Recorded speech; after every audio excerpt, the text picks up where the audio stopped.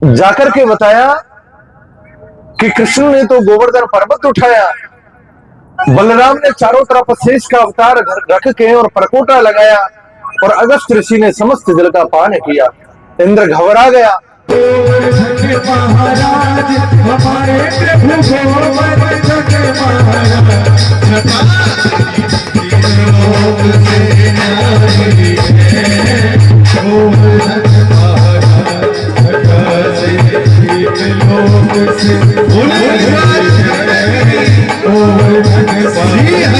तो आप लोगों ने ये वो चेहरा दिखाया मैंने आज। अभी तक आप लोगों ने देखा कि ब्राह्मण के रूप में, ज्योतिष के रूप में हवन यज्ञ करके लोगों के संकट आदि का निवारण करते हैं। अनेकों मतलब शुभ मुहूर्तों के ऊपर अनेक अनुष्ठान करते हैं। लेकिन ये जो कथा का जो मैं कह रहा था कि बड़ा सुरीला गला है, एक वीडियो में बताया था, आपको कभी दिखाऊंगा मैं, तो आज वो साक्षात्कार आपसे करवा दिया है। भगवान श्री कृष्ण के साथ बलराम जी आपको दिखाई नहीं दे रहे होंगे। बोले कि ये बलराम जो है यही शीर्ष के अवतार हैं। तो मानो दोनों भाइयों ने मिलकर के योजना बनाई कि भैया मैं गोवर्धन पर्वत को उठा करके ऊपर से आने वाले और जल की वृष्टि से समस्त ब्रजवासियों की रक्षा करूंगा, और आप स्वयं बलराम जी शेषनाग का रूप धारण करके और उस सप्तकोशीय पर्वत के चारों तरफ परकोटा लगा करके बैठे। लेकिन भोले भाले ब्रजवासियों को इस बात का पता नहीं। वो तो सिर्फ कन्हैया के नेत्रों में नेत्र डाल करके देख रहे हैं कि आहा देखो परमात्मा ने किस स्वरूप में कृष्ण को हमारे मध्य भेजा है, जो प्रत्येक विपत्ति से हमें और ये किसी ना किसी तरीके से सुलझा देते हैं, निकाल देते हैं। प्रश्न आता है कि जब इतनी वृष्टि हुई, इतना जल आया कि ब्रज को बहा दिया जाए, तो वो जल गया कहां? जब 7 दिन के बाद कन्हैया ने गिरिराज पर्वत को नीचे उतारा, समस्त ब्रजवासी उसके नीचे से निकले, तो देखा, जब इंद्र ने कहा कि जाकर के देखो अब तो समस्त ब्रज बह चुका होगा, तो जब जाकर के बताया कि नहीं प्रभु वहां कुछ नहीं हुआ, वहां तो आज भी धूल उड़ रही है, तो बड़ा आश्चर्य हुआ कि ऐसे कैसे हो सकता है। तो यहां समस्त श्रोताओं के हृदय में भी प्रश्न आता है कि जब इतनी जल वृष्टि इंद्र ने कराई तो जल गया कहां? बोलो राधे राधे। कितने लोग जानते हैं जल कहां गया?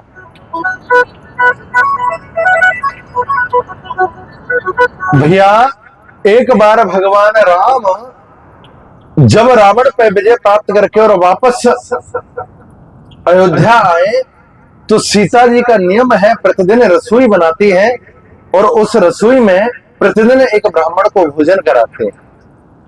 लेकिन सीता जी को संतुष्टि नहीं होती कि ब्राह्मण आते हैं, थोड़ा खाते हैं और अल्पाहार ही लेकर के और उठ करके चले जाते हैं। आज भगवान से प्रार्थना की सीता जी ने, जनक नंदिनी ने, कि प्रभु कुछ ऐसा करो, कोई ऐसा ब्राह्मण बुलाओ जिसको कि मैं अपने मन से खुश होकर के और पूर्ण रूपेण भोजन करा सकूं। आज भगवान राम ने अगस्त जी को मनोयोग के द्वारा और निमंत्रित किया कि प्रभु आपको आना है और थोड़ी सी लीला आपको दिखानी है। ऐसा भाव रखा।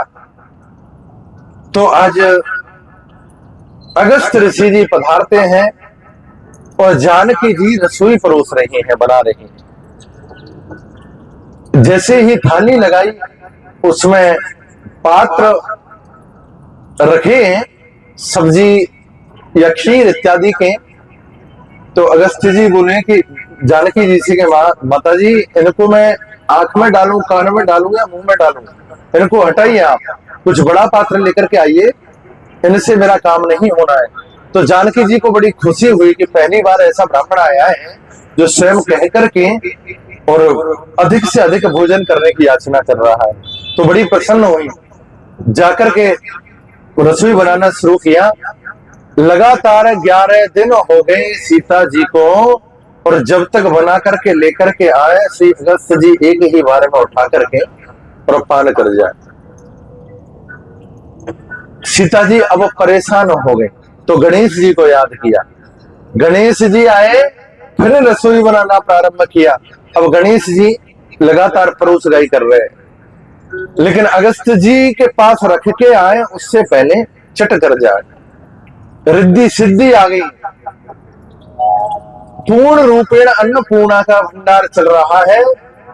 कई दिन लगातार जब हो गए, सीता जी अब परेशान हो गई। भगवान राम ने देखा कि हाँ, इनके चेहरे पर चिंता की लकीरें व्याप्त हो रही हैं, तो इशारा किया अगस्त जी को कि प्रभु अपनी लीला को अब समेटो। तो एक तुलसी दल रख के और भोजन पे पवाया, तो उससे श्री अगस्त जी को डकार आ गई। बोले तृप्ति तो हो गई, बोले अब जल पान कराओ। तो भगवान राम बोले इस सरयू के जल से तुम्हारी तृप्ति नहीं होने वाली है। जिसने 3 चुल्लू में अंजलि में रख करके समुद्र को पी लिया हो, उसकी सरयू जैसी नदी से क्या तृप्ति होने वाली है। तो बोले द्वापर में मैं आऊंगा कृष्ण जन्म में, और इंद्र मेघों से इतनी वृष्टि कराएगा कि उस समय द्वापर में आकर के मैं तुम्हारी और इस पिपासा को शांत करूंगा।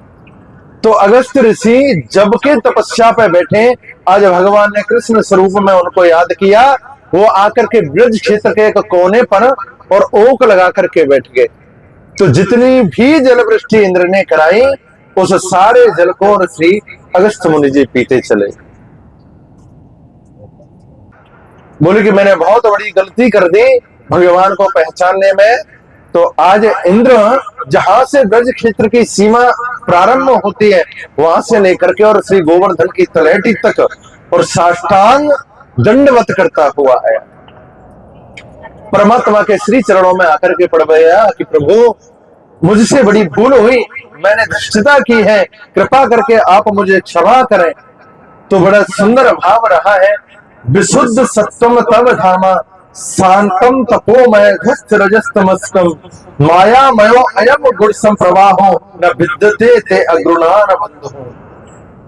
मानो इंद्र कहना चाहता है कि ऐसों को उदार जग माही, बिना सेवा जो द्रवहि दीन पर राम सरिस को नहीं। कि प्रभु आप कृपालु हैं, आप दयालु हैं, आप भक्तों के प्रत्येक पाप को क्षमा करने वाले हैं। इस दास से जो गलती हुई है, आप मेरी इस धृष्टता को क्षमा करें। तो बड़ा सुंदर भाव है ब्रजवासियों का। आज परमात्मा ने यहाँ इंद्र को माफ कर दिया, तो परीक्षित के हृदय में प्रश्न जागृत हुआ कि प्रभु ग्वाल वालों को ब्रह्मा ले गए और 1 साल तक अपने पास रखा ब्रह्मलोक में, 40 मंत्रों से स्तुति की ब्रह्मा ने, लेकिन फिर भी कृष्ण ने माफ नहीं किया। और इंद्र ने तो समस्त ब्रज को बहाने की योजना बनाई, फिर इंद्र को क्यों माफ कर दिया। तो सुखदेव जी कहते हैं राजन, ब्रह्मा के किए हुए कर्म में और इंद्र के किए हुए कर्म में भेद है। ब्रह्मा के द्वारा जो कर्म किया गया उसमें भगवान के अनंत प्रेमी ब्रजवासियों को उसने 1 वर्ष पर्यंत दूर रखा। जबकि कन्हैया कहते हैं कि चाहे कुछ भी हो जाए, कैसी भी परिस्थिति आ जाए, मैं इस ब्रज को छोड़ करके कभी आपसे इन ब्रजवासियों को छोड़ करके नहीं जा सकता। सुखदेव जी ने यहाँ एक और भेद बताया कि ब्रह्मा तो ले गए चुरा के, लेकिन इंद्र के द्वारा जो दंडित किए गए ब्रजवासी, उस दंड में भेद ये था कि 7 दिन 7 रात लगातार कन्हैया की आंखों के सामने समस्त ब्रजवासी रहे। उसके किए गए कृत्य के द्वारा और परमात्मा की प्राप्ति उन ब्रजवासियों को हुई, उनका सानिध्य प्राप्त हुआ। इसलिए कृष्ण ने उसके अवगुण को हटा करके गुण को सराहनीय माना। अनेकों संतों के मत यहाँ ये भी है कि कृष्ण ने उंगली पर पर्वत को धारण नहीं किया। श्री राधा रानी जी और बरसाना से लगातार 7 दिन 7 रात तक अपनी पलकें खोले हुए रखी और अपनी पलकों पर श्री राधा रानी ने अपनी योग माया से उस गोवर्धन पर्वत को डांटे रखा। आज इंद्र आया और आकर के भगवान से प्रार्थना की। भगवान ने कहा ठीक है इंद्र, जा मैंने तुझे माफ किया। लेकिन इंद्र प्रभु के चरण पकड़ के बैठ गया और कहने लगा कि प्रभु श्री धाम गोवर्धन की तलहटी को छोड़ करके मैं यहां से नहीं जाऊंगा। और बड़ा सुंदर भाव, और लग रही आस करूं ब्रजवास तलहटी गोवर्धन की मैं, हो गोवर्धन की मैं तलहटी गोवर्धन की मैं, लग रही आस करो ब्रजवास तलहटी गोवर्धन की तैयारी है गोवर्धन लोग से प्यारी है गोवर्धन महाराज, गोवर्धन महाराज हमारे गोवर्धन महाराज, गोवर्धन महाराज हमारे प्रभु गोवर्धन महाराज, तीन लोग से प्यारी है गोवर्धन महाराज, लोग से गोवर्धन महाराज।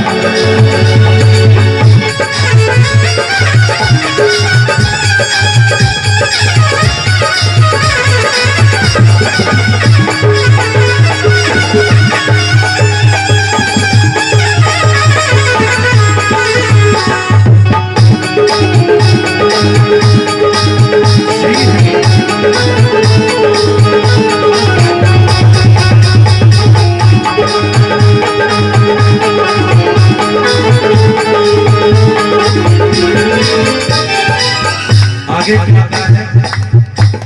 गाम आयोर कुंद गोविंद, गाम आयोर कुंद गोविंद, पूछरी को लौटा है निर्दंत, पूछरी को लौटा है फूल रातुंड और सुख छिंद, फूल रातुंड और सुख छिंद। आगे पास में जतिपुरा सुखकारी है गोवर्धन, छठा देवी लोग से प्यारी है गोवर्धन महाराज, गोवर्धन महाराज हमारे गोवर्धन महाराज, गोवर्धन महाराज हमारे प्रभु गोवर्धन महाराज, तीन लोग से न्यारी है गोवर्धन महाराज, तीन लोग से गोवर्धन श्री हरि, तीन लोग से न्यारी है गोवर्धन महाराज, गोवर्धन महाराज हमारे गोवर्धन महाराज, गोवर्धन महाराज हमारे प्रभु गोवर्धन महाराज, तीन लोग से प्यारी है गोवर्धन महाराज, तीन लोग से प्यारी है गोवर्धन महाराज।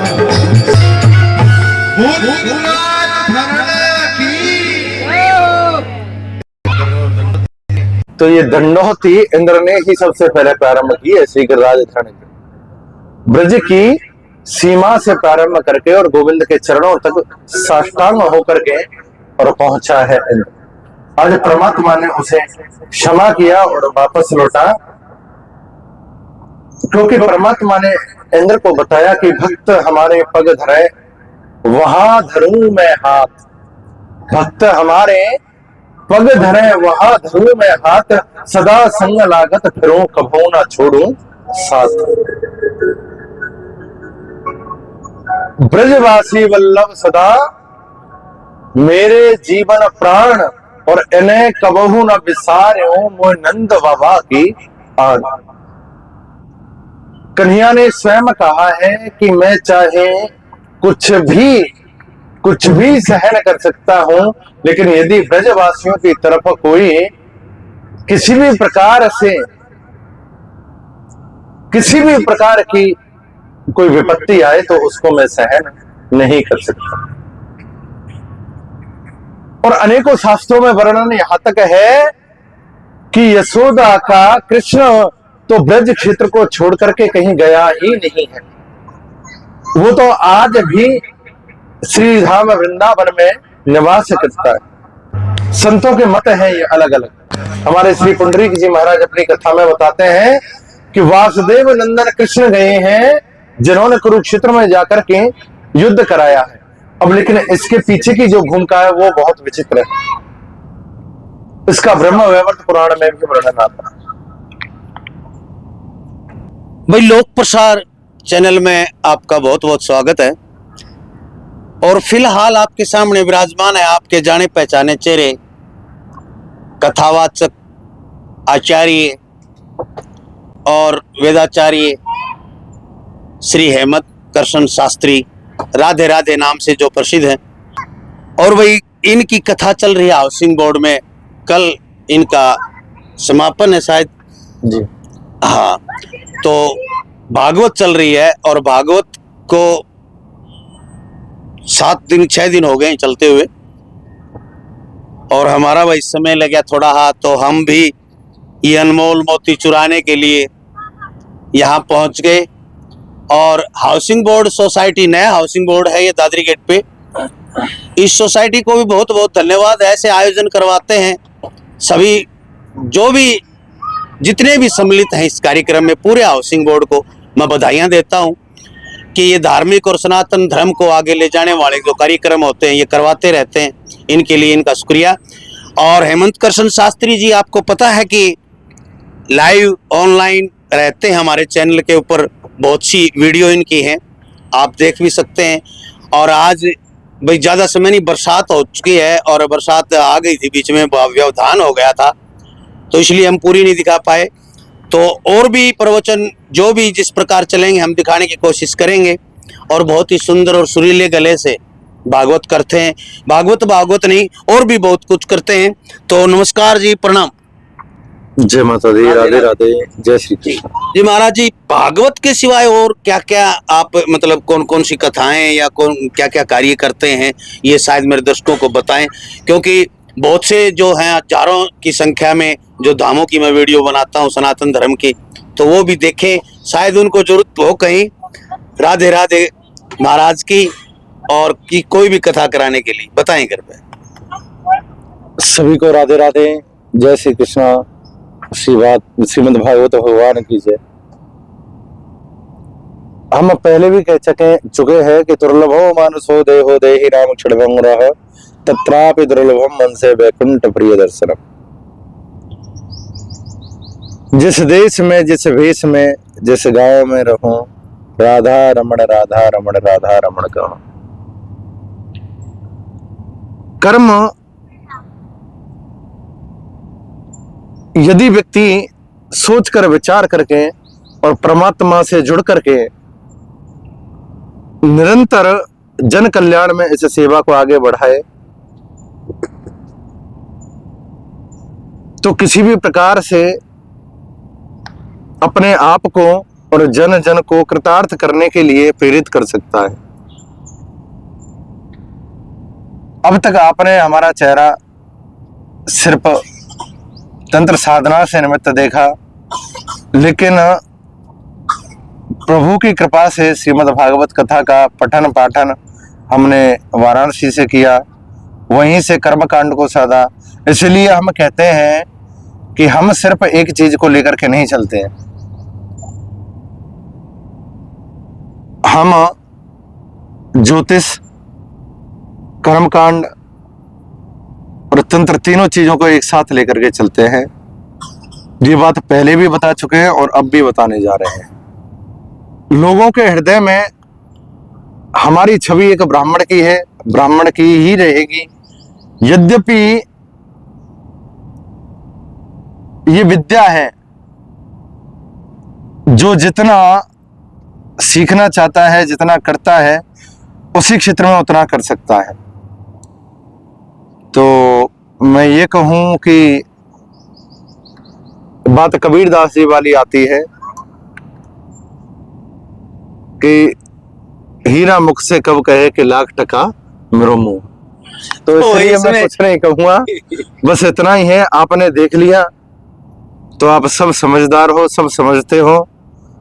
और लांबा जी का बहुत बहुत आभार जो आज हमारी कथा के मध्य में पधारे और हमारे इस चेहरों को भी आप लोगों तक पहुंचाया। तो आप इनके लिए भी अपने आशीर्वचन से बड़ा जोरदार स्वागत करें और आप सभी इनको आशीर्वाद देकर के कृतार्थ करें। जी धन्यवाद। तो आप लोगों ने ये वो चेहरा दिखाया मैंने आज। अभी तक आप लोगों ने देखा कि ब्राह्मण के रूप में, ज्योतिष के रूप में हवन यज्ञ करके लोगों के संकट आदि का निवारण करते हैं। अनेकों मतलब शुभ मुहूर्तों के ऊपर अनेक अनुष्ठान करते हैं। लेकिन ये जो कथा का जो मैं कह रहा था कि बड़ा सुरीला गला है, एक वीडियो में बताया था, आपको कभी दिखाऊंगा मैं। तो आज वो साक्षात्कार आपसे करवा दिया है। तो इस वीडियो को थोड़ा हाथ शेयर कर देना ताकि इस भागवत के कुछ मोती बिखर जाएं और उस जन जन तक पहुंच जाएं जहां सनातन धर्म से जुड़े लोग रहते हैं। तो इसलिए वीडियो को शेयर जरूर कर दें। जय हिंद, नमस्कार, राधे राधे। राधे राधे। जी।